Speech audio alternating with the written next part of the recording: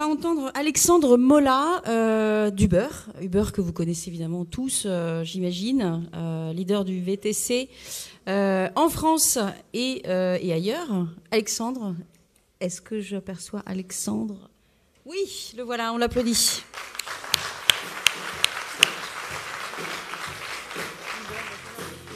Voilà, comme vous voulez. Je vous laisse scène. Allez, soit en haut, soit là.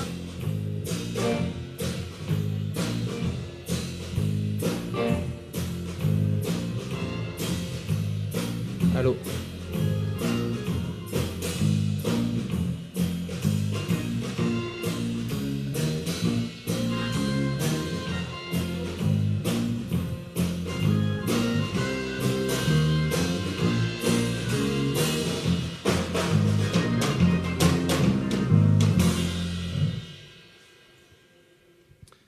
Bonjour à tous. Merci de m'accueillir déjà.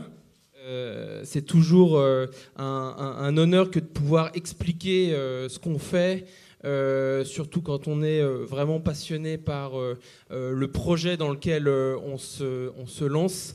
Et encore plus quand on est au cœur d'une actualité un peu mouvementée parfois, avec beaucoup d'erreurs et d'incompréhension. Et donc voilà, on a toujours chez Uber une réelle volonté d'essayer de partager un petit peu notre vision. Donc aujourd'hui, je voulais partager quelques informations, quelques idées pour s'élever un peu du débat purement taxi, VTC, manifestation, tout ça, des sujets un peu anxiogènes, et essayer de réfléchir un peu plus loin et réfléchir, voilà, quelle est la vision de la mobilité à laquelle on peut réfléchir pour les villes de demain. Et d'ailleurs, je vais en profiter pour saluer quelques idées qui ont été partagées dans le panel avant, parce que on va certainement parler du droit à l'expérimentation. C'est une idée qui fait petit à petit son chemin dans beaucoup de pays. On parle aussi du droit à l'erreur. On disait que c'est pas forcément à 16 ans qu'on a l'idée géniale, mais ça veut dire que quand on l'a à 25 ou à 30 ou à 40, peut-être qu'on s'est planté 2 ou 3 fois. Donc voilà, c'est des choses qui nous tiennent à cœur, parce que dans notre ADN, chez Uber, il y a l'erreur, l'essai, afin de toujours avancer, se disrupter nous-mêmes. On dit toujours qu'on est des disrupteurs. En fait, la première chose qu'on disrupte, les premières personnes qu'on disrupte, c'est nous-mêmes en interne, en permanence. C'est pour ça qu'on est un peu fatigué parfois.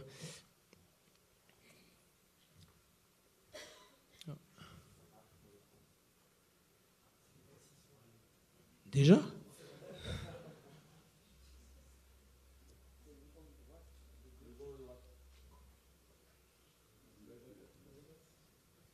Ah, voilà, c'est bon. Alors Uber, c'est quoi ? Beaucoup de gens pensent qu'on est une entreprise de transport. C'est faux. On est avant tout une société de technologie. Et oui, c'est vrai, on est né dans la Silicon Valley, mais en fait, ce que beaucoup de gens ne savent pas, c'est que l'idée même d'Uber, elle est née en France. Donc je replace rapidement le contexte. On est en 2008, décembre 2008. Travis Kalanick, notre fondateur, est au salon Le Web à Saint-Denis, en banlieue parisienne. Il neige, il a besoin de rentrer à Paris, impossible de trouver un taxi. Je dis pas ça pour les taxis, c'est des choses qui arrivent, voilà, surtout quand il pleut ou quand il neige. L'anecdote, pourquoi elle est importante ? Parce qu'à la base, il y a un besoin. Donc, quand Travis a ce petit problème, ce besoin, il commence déjà à réfléchir à une solution. Il se dit, mais il manque quelque chose. Maintenant, c'est qu'une partie de l'histoire, que beaucoup de gens ont certainement déjà entendu, en fait. Mais la deuxième partie de l'histoire, c'est que lors de son séjour à Paris, il passe aussi devant les grands hôtels, notamment Place Vendôme, où vous voyez régulièrement des grosses berlines, qu'on appelle à l'époque la grande remise, qui attendent les clients pendant des heures et des heures, avides. Et là, il se dit, mais en rentrant sur la côte ouest, mais pourquoi on n'aurait pas une application qui, en un clic, pourrait mettre la personne qui a besoin d'être transportée en lien avec une personne dont c'est le métier en l'occurrence, qui a un véhicule qui est vide et qui a du temps. Le constat derrière tout ça, au-delà du besoin, c'est aussi...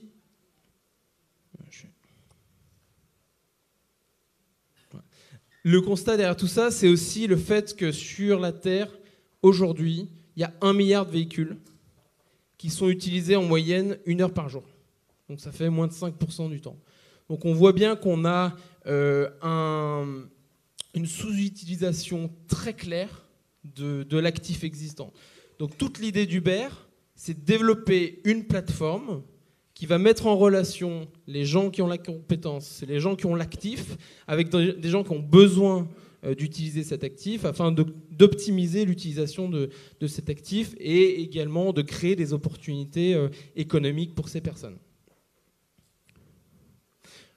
Alors rapidement, si on regarde la timeline, ça c'est plus pour rappel. Donc la société a effectivement été créée en 2010. Comme je le disais, ce qui est important, c'est qu'on a toujours tendance en France à s'auto-flageller un petit peu, à dire qu'on est fermé, qu'on est derrière, qu'on a du mal, malgré quelques très très belles initiatives. En fait, Uber, l'idée même est née à Paris, mais la première ville internationale qui a été lancée en dehors des États-Unis, ça a été Paris en décembre 2011. Donc, encore une fois, preuve de l'importance du marché français pour Uber, qui est aujourd'hui un des 3 premiers dans le monde avec un énorme potentiel. Donc aujourd'hui, Uber, qu'est-ce que c'est ? C'est plusieurs millions de courses réalisées chaque semaine dans plus de 300 villes, dans une 60aine de pays. C'est plusieurs centaines de milliers de chauffeurs sur la route à chaque instant. C'est des gens qui ont soit créé leur entreprise, créé leur propre emploi, repris leur destin professionnel en main, ou travaillent pour eux-mêmes d'autres entrepreneurs. En France, on parle de plus d'1 million d'utilisateurs réguliers dans 9 villes et de à peu près une dizaine de milliers de chauffeurs professionnels qui ont créé leur entreprise, créé leur emploi depuis notre arrivée en 2011.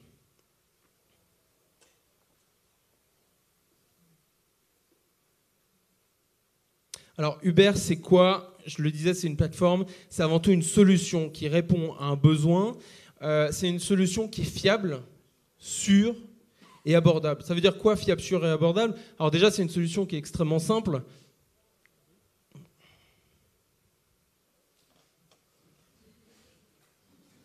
J'ai été hacké.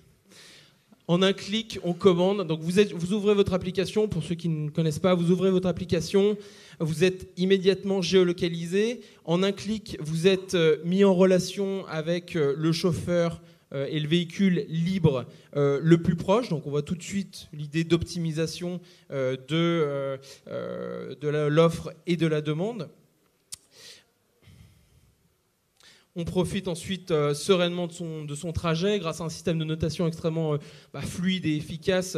Vous avez une réelle homogénéité de l'expérience, quelle que soit la ville dans laquelle vous souhaitez rouler. Il y a un paiement qui est totalement dématérialisé puisque vous rentrez une seule fois votre carte bancaire dans l'application au début de votre inscription et ensuite tout se fait automatiquement durant toute la vie du consommateur. Et puis évidemment, il y a une totale transparence avec les reçus et les factures qui sont émis à la fin de chaque course, trajet ou transaction. Décidément. Et donc j'ai expliqué à la fin, vous devez évidemment noter votre expérience. Quand on parle de solution qui est fiable, sûre, j'ai l'impression qu'il y a 3 autres personnes qui sont en train de jouer avec la télécommande. Quand on parle de solutions fiables, sûres et abordables, qu'est-ce que ça veut dire dans les faits ?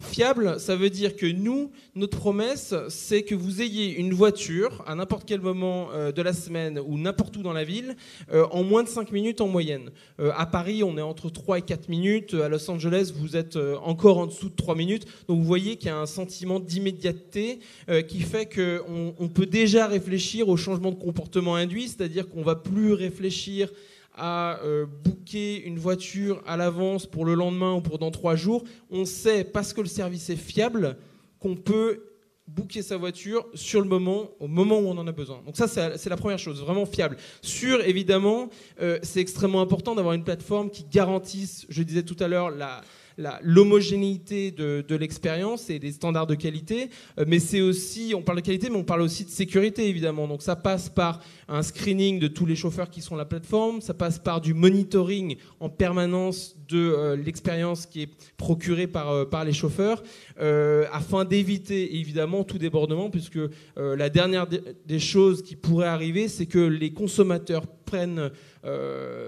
perdent la confiance dans la plateforme à la suite d'un incident. Et évidemment, la transparence, c'est-à-dire que quand vous rentrez dans un Uber, vous savez ce que vous allez payer, vous savez pourquoi vous allez le payer, et vous savez que s'il y a le moindre écart, vous aurez un support extrêmement efficace qui va pouvoir régler votre souci ou les écarts de route, par exemple. Ce qui est important, c'est que grâce à ces points, on a une plateforme qui garantit une réelle transparence, une réelle équité et qui permet d'avoir une confiance très très forte de tous les acteurs.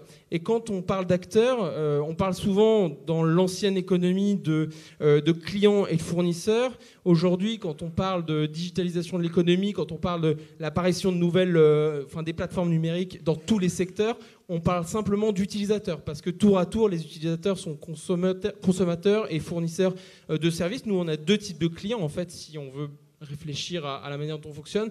On a d'un côté, évidemment, les passagers qui vont d'un point A à un point B, mais de l'autre côté, on a des chauffeurs professionnels qui sont entièrement libres de se connecter quand ils